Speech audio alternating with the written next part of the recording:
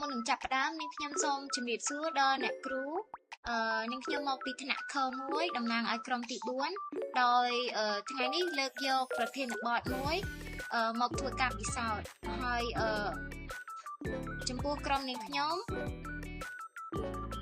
មានសមាជិកចំនួន6នាក់ទី1ឈ្មោះណយចន្ទធីទី2ឈ្មោះថនណាវិនទី3អ៊ីមទូចទី4ណាតកេឡាងទី5យ៉នសុភ័ណ្ឌទី6អ្នកបុញឆៃហើយថ្ងៃនេះដែរនាងខ្ញុំលើកយកមុខវិជ្ជាវិទ្យាសាស្ត្រថ្នាក់ទី4ចំពុកទី3និយាយពីរុក្ខធាតុនិងធម្មពលហើយស្ថិតនៅក្នុងមេរៀនទី2កម្លាំងនិងចលនា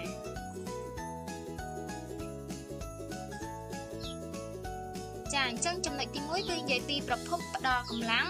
ហើយចំណុចទី2គឺនិយាយពីចរន្តអគ្គិសនី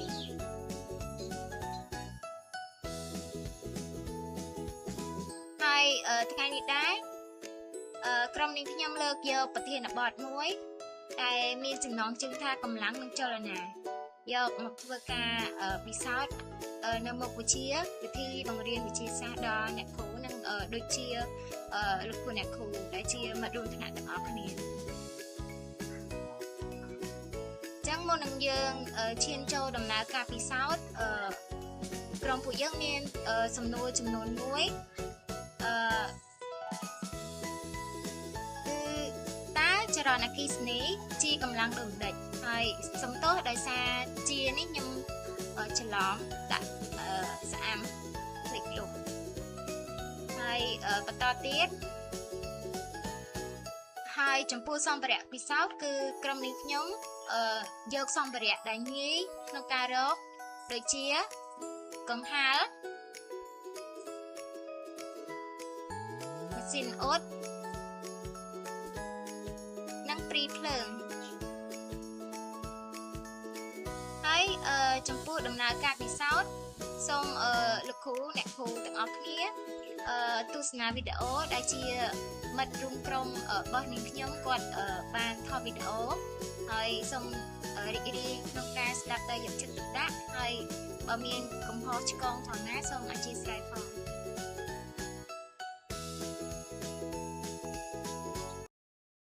តងទៅនឹងប្រភពនៃធម្មពលនិងចរន្តនៃអគ្គិសនីអញ្ចឹងនៅក្នុងពេលនេះក្រុមនេះខ្ញុំបានយកនៅឧបករណ៍មានព្រីភ្លើងឬក៏ហៅថាប្រភពនៃធម្មពលអគ្គិសនីនិងម៉ូទ័រព្រីន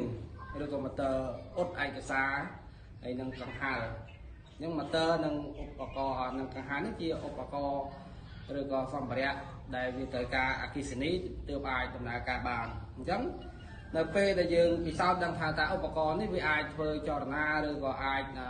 ប្រើប្រាស់បានអត់តើវាត្រូវការប្រភពនៃអគ្គិសនីព្រោះឧបករណ៍នោះត្រូវការប្រភពអគ្គិសនីឬក៏ត្រូវការអគ្គិសនីបានវាដំណើរការឬក៏វាអាចបើកបានអញ្ចឹង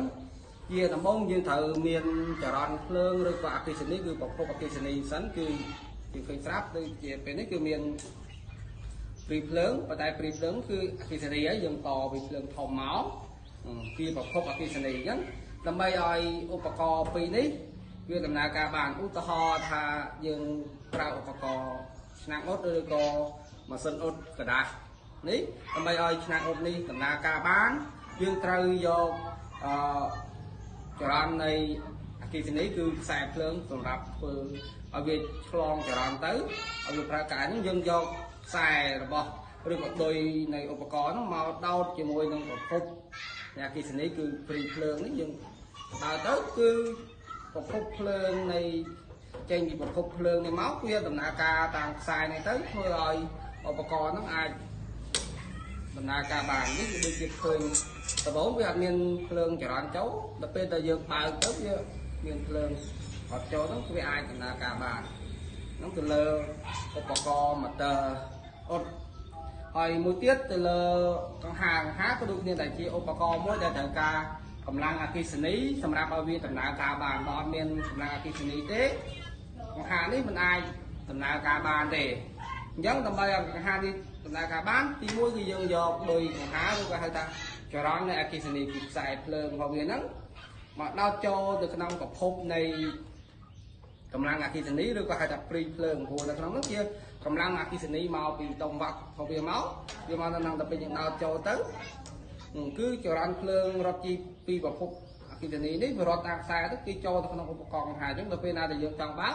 យើងចុចនៅលើវាទៅគឺវាដំណើរការហើយនេះយើងអាចសន្និដ្ឋានវិញថាឧបករណ៍ទាំងអស់ដែលយើងត្រូវការអគ្គិសនីគឺតែយើងយកមកដាក់ភ្ជាប់ជាមួយនឹងប្រភពអគ្គិសនីដូចជាភ្លើងព្រីភ្លើងនេះឬក៏ដុំភ្លើងបានឧបករណ៍ទាំងអស់នោះវាអាចដំណើរការបាននេះជាដំណើរការនៃចរន្តអគ្គិសនីនិងការផ្ដល់នៅប្រភពចរន្តឬក៏ការផ្ដល់នៅធម្មពលអគ្គិសនីអញ្ចឹងបាននៅក្នុងពេលនេះមានសំណួរមួយគឺថាកម្លាំងអគ្គិសនីជាកម្លាំងដំណៃនេះកម្លាំងចរន្តអគ្គិសនីគឺជាកម្លាំងមួយដែលវារុញច្រានគឺធ្វើឲ្យឧបករណ៍ហ្នឹងអាចដំណើរការបានប៉ុន្តែបើកម្លាំងអគ្គិសនីនឹងមិនមានឧបករណ៍ទាំងអស់នេះมันអាចដំណើរការបានទេឬក៏កម្លាំងអគ្គិសនីវាទាបឬក៏តូចជាងក៏ឧបករណ៍ហ្នឹងมันអាចដំណើរការបានដែរនេះឧបករណ៍ទាំងអស់វាត្រូវការកម្លាំងអគ្គិសនីសម្រាប់រុញច្រានឲ្យវាដំណើរការទៅមុខបានក្រុមចាអរគុណអ្នកគ្រូក៏ដូចជាលោកគ្រូអ្នកគ្រូដែលជាមិត្តរួមថ្នាក់ទាំងអស់គ្នាក្នុងការតាមដានវីដេអូក្នុងការបកស្រាយការពិសោធន៍នេះហើយឆ្លងកាត់តាមការពិសោធន៍ខាងលើគឺបង្ហាញថាចរន្តអគ្គិសនីគឺជាប្រភពផ្ដល់កម្លាំងដ៏ខ្លាំងដែលអាចធ្វើឲ្យអង្គធាតុឬក៏វត្ថុមួយចំនួនមានចលនាផ្លាស់ទីបាន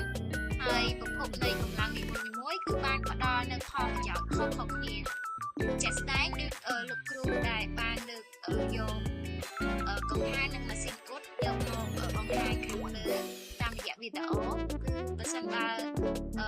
អត់មានចរន្តទេគឺកង្ហារគាត់កង្ហារអត់វិលទេហើយបើសិនបើចរន្តអគ្គិសនីបានផ្ដល់ចូលតាមរយៈព្រីភ្លើងក៏ម៉ាស៊ីនអ៊ុតក៏អត់ក្តៅដែរអញ្ចឹងសូមចំពោះក្រុមនឹងខ្ញុំគឺមានតែការពិសោធន៍តែប៉ុណ្្នឹងទេហើយជាចុងក្រោយក៏សូមអរគុណដល់អ្នកគ្រូក៏ដូចជាលោកគ្រូអ្នកគ្រូនៅក្នុងថ្នាក់ទាំងអស់គ្នាសម្រាប់ការទស្សនាវីដេអូហើយសូមបើមានចំណុចខ្វះខាតឬក៏កំហុសឆ្គងខ្លះណាសូមយោគយល់ហើយអធិស្ឋានផងចាអរគុណសូមជម្រាបលា